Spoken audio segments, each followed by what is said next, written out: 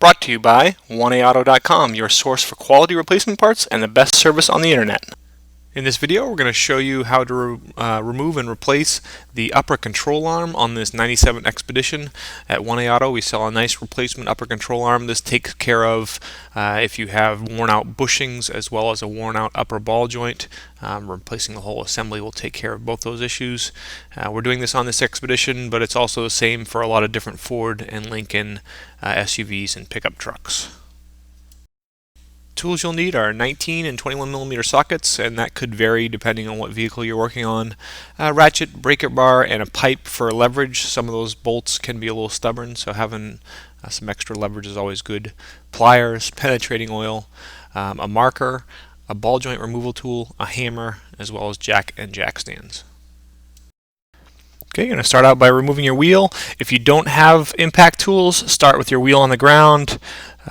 Loosen the lug nuts, then raise and support the vehicle.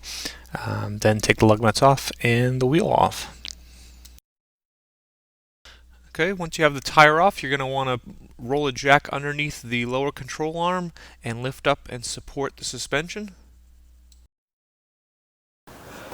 Okay, now there's basically 3 bolts. Okay, you've got the ball joint bolt here that you're going to remove. You have to take the cotter pin out first. Okay, and then you have 2 bolts up here that hold it to the frame. One there, and then obviously one right here.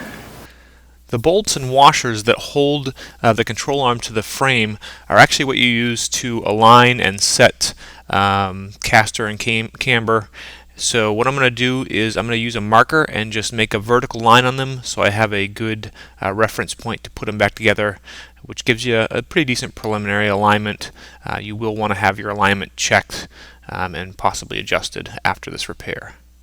So what I'm going to do, I'm going to take a black marker and I'll make a line just straight up, and that way I know that that one's in there like that, and then same thing over here. Make a line straight up so I know how they came out. Here I'm using a pair of pliers and just grabbing the ends of the cotter pin that have been pushed through and bent, and you basically just break them off. That's usually the easiest way, then you can pull it out from the other side. Okay, so there's my cotter pin. I can get my screwdriver in here and pry that right out. Okay, I'm going to spray that with penetrating oil. Also I'll spray my other ones up top here. Now I'm going to take a 21 millimeter socket and put it on that bolt. Use a hammer just to make sure it's on there all the way. And you're going to want at least a breaker bar.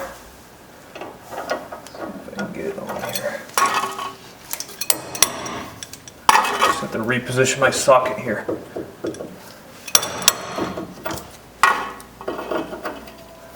So I can make sure.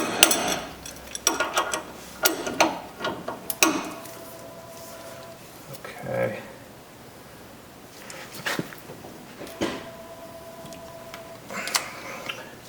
I'm actually going to put an extra piece of pipe on to my breaker bar. It gives me even more leverage. Okay, get it loose.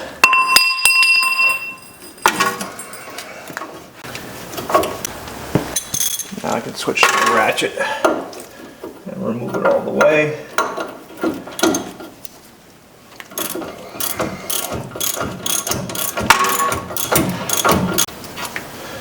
Okay, I'm just going to keep the bolt on there a little bit. And I'm going to turn my attention towards these bolts here. Okay. Same thing. Get our socket on there.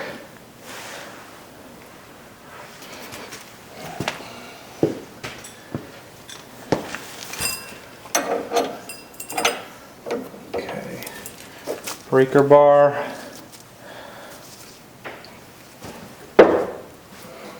These seem to be coming off all right.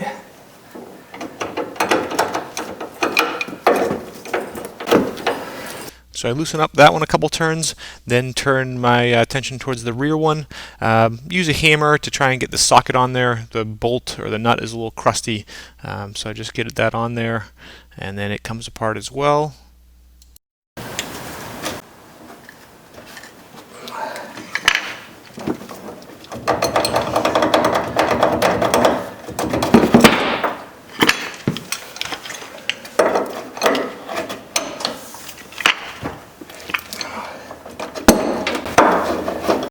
Okay, once we get the bolt or the nut to the end there like that, our hammer,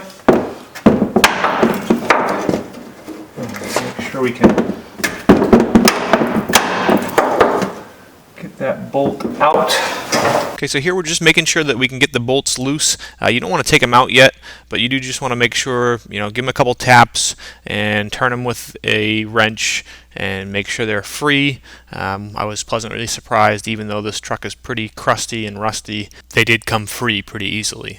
Now you're going to remove the nut from the upper ball joint and then use a ball joint puller tool to separate the arm, the control arm, and the steering knuckle.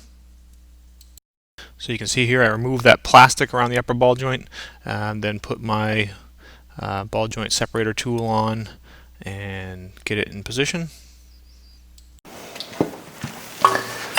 Just use the 19 millimeter, and you basically just tighten it up until it pops. Okay.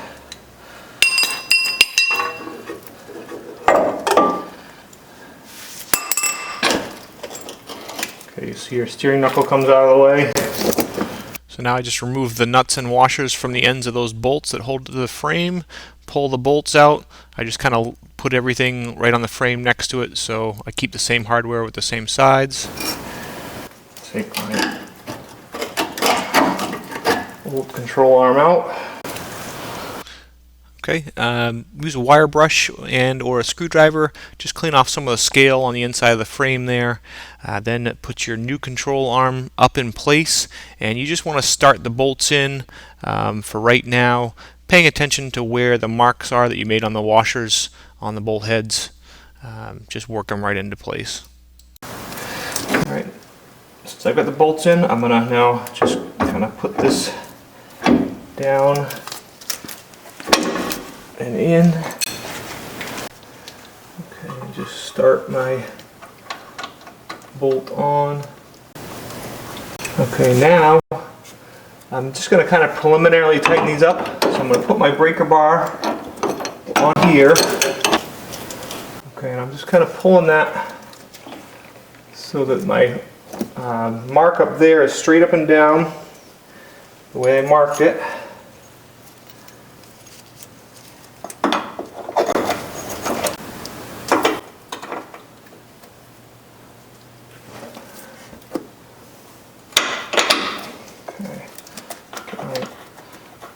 Washer on the back. Start my bolt on.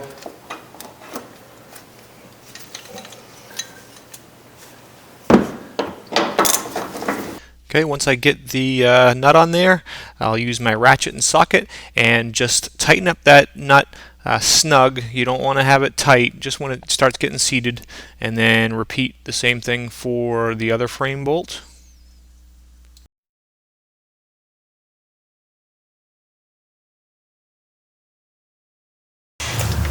Okay, now we're going to torque this ball joint nut to 67 foot-pounds.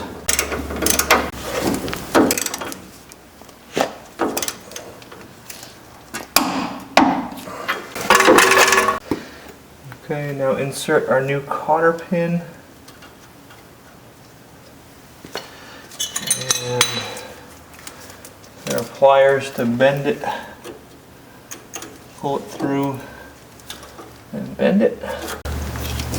Okay, now we're just going to put the little grease fitting on with an 8mm wrench or a pair of pliers, and then make sure we grease that upper ball joint. You basically just install grease. There is a small slot on the boot where grease will start coming out once it's full. Now we're going to raise the vehicle so that all the weight is on the suspension.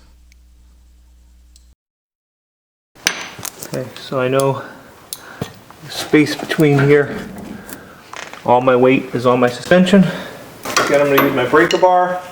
I'm looking at the mark I made, make sure it's still straight up and down. Okay. Put that on there to hold that. And now we're going to torque these nuts to 100 foot-pounds.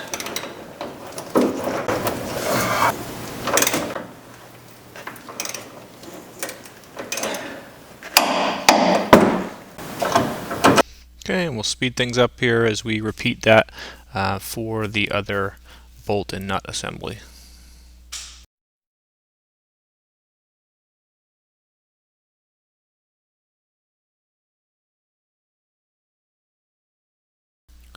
You can put your tire back on and start each lug nut one by one. Make sure you don't cross thread them.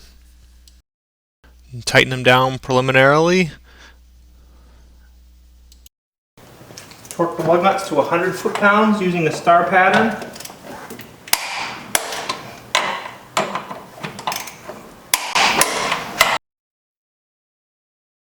Okay, and then put your center cap back on and you should be all set. We hope this helps you out. Brought to you by www.1aauto.com, your source for quality replacement parts and the best service on the internet. Please feel free to call us toll-free 888-844-3393. We're the company that's here for you on the internet and in person.